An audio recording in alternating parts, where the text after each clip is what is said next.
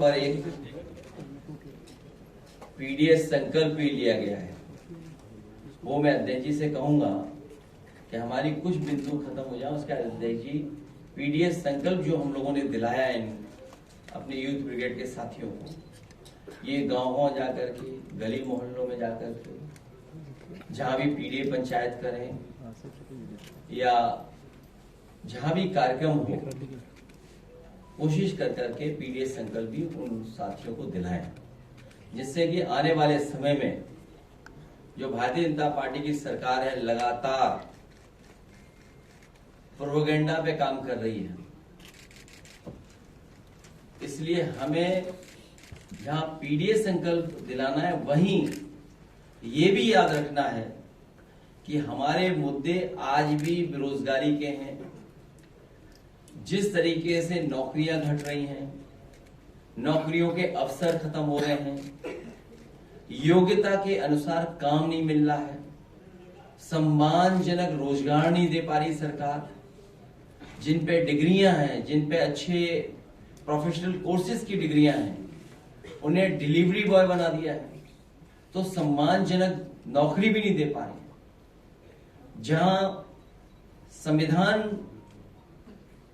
को समय समय पर सरकार के लोग मिलकर के संविधान के अधिकार नहीं दे रहे हैं, वहीं आरक्षण की पे भी खिलवाड़ हो रही है।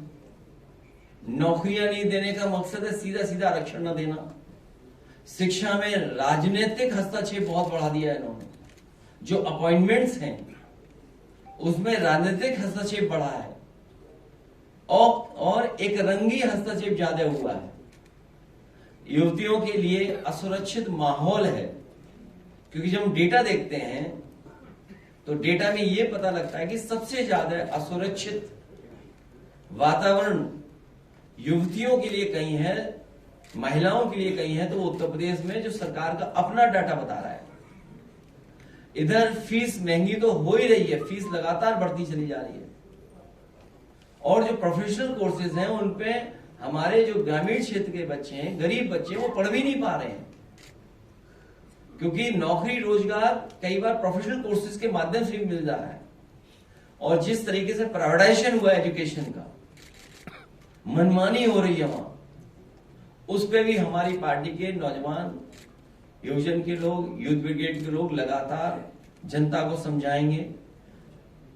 इधर ऑनलाइन सब कुछ अवेलेबल है, लेकिन गरीब के लिए ऑनलाइन अभी भी थोड़ी बहुत परेशानी की बात है, क्योंकि जिस तरह के उनके पास इंतजाम होने चाहिए, गरीब के पास वो सुविधा नहीं है जो अमीर के पास है। इसलिए ऑनलाइन में जहां सुविधा है वहीं ऑनलाइन से गरीब को परेशानी है। मुद्रा योजना का भी हम लोगों ने बताया कि 33 लाख करोड़ रुपया बांटा गया, और ये कहा गया कि 33 लाख करोड़ रुपए बंटने के बाद मुद्रा योजना, जिनको इस योजना से जोड़ा है, वो कम से कम कुछ लोगों को रोजगार देंगे। अगर हम सरकार का ही कहना मान लें, जिस तरीके से 52 करोड़ लोगों को इन्होंने मुद्रा लोन दिया, 33 लाख करोड़, अगर 52 करोड़ लोगों को जिनको मिला है, अगर एक व्यक्ति को भी नौकरी दी हो, एक व्यक्ति को भी नौकरी दी हो, या एक व्यक्ति को भी रोजगार दे दिया हो, इस देश का बच्चा बच्चा जान गया है, इस देश का बच्चा बच्चा जान गया है कि सरकार की नाकामी थी, जिसकी वजह से इतनी बड़ी घटना हुई है। इंटेलिजेंस फेलियर था, फौज नहीं पहुंची या जानकारी नहीं मिली, जो सुरक्षा के इंतजाम होने थे वो इंतजाम सरकार ने नहीं किए। अब तो देश का बच्चा बच्चा जान रहा है। पहलगांव के साथ साथ पुलवामा की भी चर्चा जनता कर रही है। हम और आप लोग बोलें न बोलें, दिल में क्या है वो हम ऊपर आने दें ना आने दें चेहरे के भाव पर, लेकिन इधर जनता में सुना है कि पहलगांव के साथ साथ पुलवामा की भी चर्चा जनता करने लगी है। और इस देश का बच्चा बच्चा जानता है कि इंटेलिजेंस फेलियर था, सरकार की नाकामी थी। ये जितना भी होर्डिंग पोस्टर लगाना चाहते हैं, ये ध्यान भटकाने के लिए या बात कुछ और चलने लगे। अब तो मीडिया वाले भी साथ नहीं दे पा रहे हैं बीजेपी का। हिंदी साहित्य सम्मेलन की फर्जी डिग्री को लेकर डिप्टी सीएम केशव प्रसाद मौर्य पर मामला दर्ज। उनके लिए एक स्पेस सूट है। मैं इलाहाबाद प्रयागराज में एक स्पेस सूट देखा हूं, कहीं आपको बनता हो मिलता हो बता दो तो हमारे स्पेस सूट भिजवा दें। इस प्लेनेट के अलावा दूसरे प्लेनेट पे रहें तो ज्यादा अच्छा रहेगा। अखिलेश जी, कल आप कुशीनगर के दौरे पर थे, लास्ट मोमेंट पे उनके लिए तो स्पेस सूट है बस, और कोई इलाज नहीं होगा। लास्ट मोमेंट पे आपकी लैंडिंग कैंसिल कर दी गई। ये वही एयरपोर्ट है जिसको बनाने में आपकी सरकार ने अहम भूमिका निभाई थी। इसके जैसे तमाम प्रतिष्ठान है जिसमें आपने भूमिका निभाई है, वहां पर आप ही को बैन किया जा रहा है। JPNIC सेंटर इसका उदाहरण है, कुशीनगर के एयरपोर्ट इसका उदाहरण है।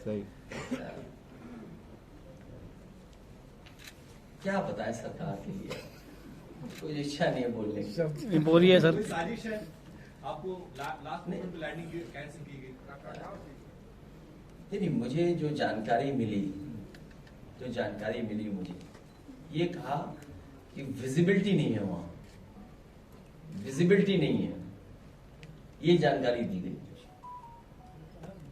सोचिए आप, जब सब कुछ दिखाई दे रहा था 5-5 किलोमीटर, तब ये सरकार कह रही थी कि विजिबिलिटी नहीं है वहां पे। क्या छुपाना, अंधकार छा गया। अगर आप लैंड हो जाते तो क्या हो जाता? वो मैं साबुन से नहा के नहीं गया इसलिए कुशीनगर नहीं उतरने दिया। अगर मैं शैम्पू से नहा के जाता, साबुन लगा के जाता, तो मुझे कुशीनगर एयरपोर्ट पे उतरने देते।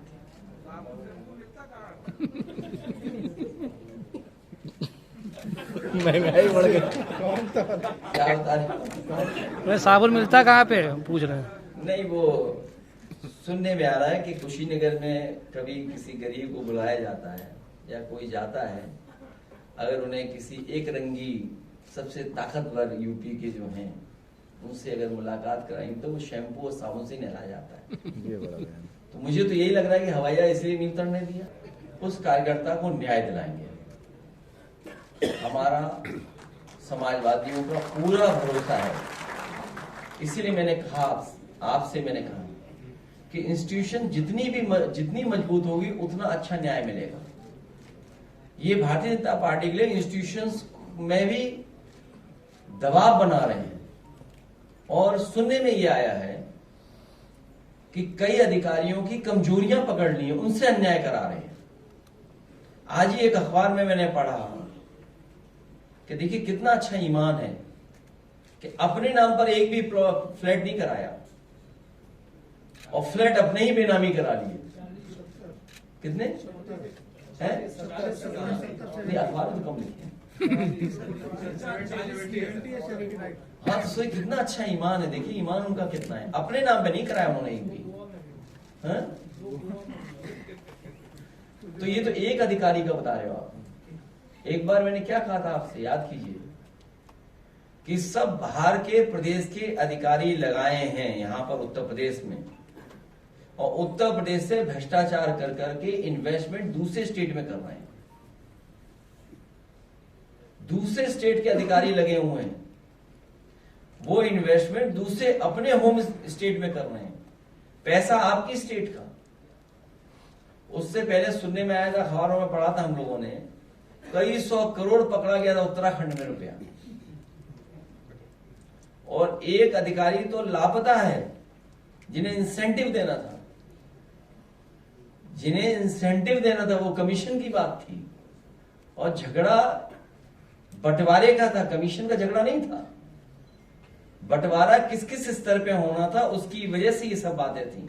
कल सुनने में आए मुख्यमंत्री जी वहां थे लखीमपुर, और बिली अर्जुन सिंह नेशनल पार्क जो है उसमें कुछ भ्रमण कर रहे थे, लेकिन उन्हें भ्रमण में ये किसी ने सूचना नहीं दी कि भ्रष्टाचार की वजह से उनका पाइप फट गया टंकी का। भ्रष्टाचार इतना था कि उसका भार नहीं सह पाई टंकी, पानी की टंकी। भ्रष्टाचार का भार ही नहीं सह पाई, किसी ने बताया नहीं उन्हें। सोचिए आप। जहां तक सवाल हमारे पत्रकार साथी ने पूछा पोस्टर की, जी जी, सवाल किसी के घर के जाने की नहीं है। सवाल इस बात का नहीं है किसी घर कौन गया कि नहीं गया। हमारी पार्टी के लोग लगातार जा रहे हैं, जहां हमारी पार्टी है वहां जा रहे हैं, लगातार जा रहे हैं। सबसे बड़ा सवाल ये जो देश जानना चाहता है कि आतंकवादी हमारे घर कैसे पहुंचे। हमारी मांग है कि शहीद परिवारों को 10-10 करोड़ से मदद की जाए, साथ ही साथ उन्हें सरकारी नौकरी दी जाए। अगर पोस्टर उन्होंने लगाया है तो पोस्टर हमारी पार्टी ने भी किसी ने लगा दिया होगा। मैं चाहूंगा स्क्रीन पे दिखाएं पोस्टर। लग गया सर, लग गया? तो अगर वो लगाएंगे तो हम भी लगाएंगे। लग गया बात।